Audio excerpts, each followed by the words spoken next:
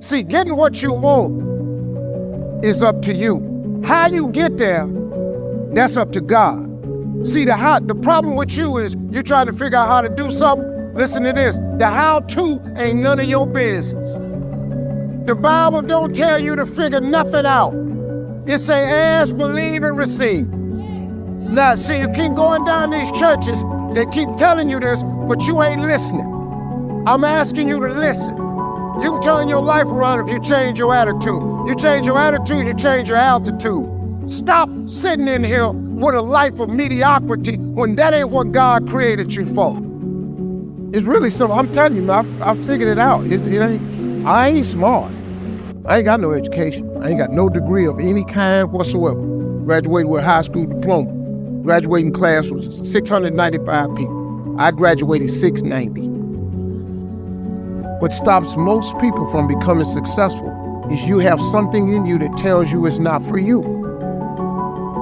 But it's for everybody who wants it. God will give you the desires of your heart. He God, He love you. When you ask Him for something, you don't think He want to give it to you? But you have not because you ask not. Most people don't even ask God for the right stuff. Keep wasting God's time with all these little bitty requests. You're talking to God. You gonna ask God for $500? Might as well ask Him for 50 grand. I mean, since you asked. Don't give control of this to nobody, especially the devil. Do not let Satan come in here and function and operate, because he has one mission: to keep you off course, to make you not think it's possible, to make you think that God don't hear you. His job is only to destroy you, to make sure that you don't become what God intended for you to become. That's the mission of the devil. Negativity, you can protect yourself from negativity. And that's what stops most people, negative thought. You can coat your mind from negativity. It's a real simple exercise to do. I do it every morning before I walk out the door. So I walk out as a positive. I get tired sometimes. That's different from being negative, because I get mentally drained from my job at times. But you coat your mind with negativity. The way you can put a coating around your mind is with one simple thing. Life is hard.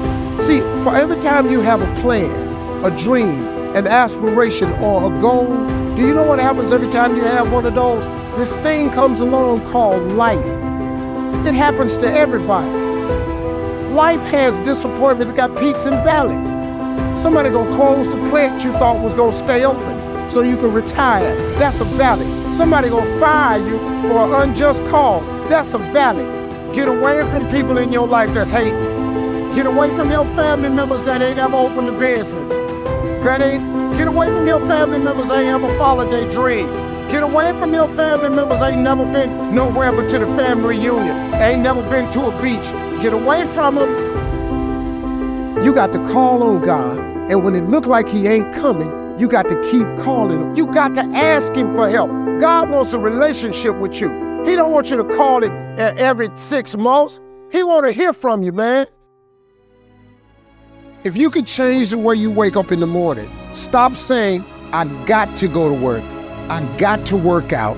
I got to get this weight off of me. I got to go and meet with the people at the school. I got to deal with my coworkers. Change one word in that sentence, and everything about your life changes. I get to wake up in the morning. I get to go to work. I get to go and meet with these people today. When you say I got to, you take all of your opportunities and all of your blessings and you wrap them up in stress by saying I got to. You take all the stress off of it when you say I get to. If when you tell your dreams to all your friends, it makes sense to them, you got your lid on, man. Your dreams should not make sense to everybody. You gotta say something that make people go, how you gonna do that? That's when you got the lid on. And if I were you, I'd do that. I'd take the lid off. Satan got one job: to keep you from your destiny. The devil don't ever want you to be what God created you to be. So guess what? When you discover your gift and you think I'm about to make a move and go be what God created me to be, then here go the devil. You got this job over here, you're gonna lose your 401k. But you gotta quit letting the devil keep you from your destiny by tying it to this little job you got. So you got to start. Fill out the application. Go get the patent. Send in the paperwork. Get your federal ID number. Do something, man. Start creating a website. Let your job sponsor your dream. Take some of your check money. Quit playing one of them punk bills. Take that money and start your website. But start. If you make one step, he'll make two. And don't worry about where you're going with it. Just get started. He'll show you the way to go because he wants you to get to your destiny. Young people, you have to remember something. Where you are right now is just today.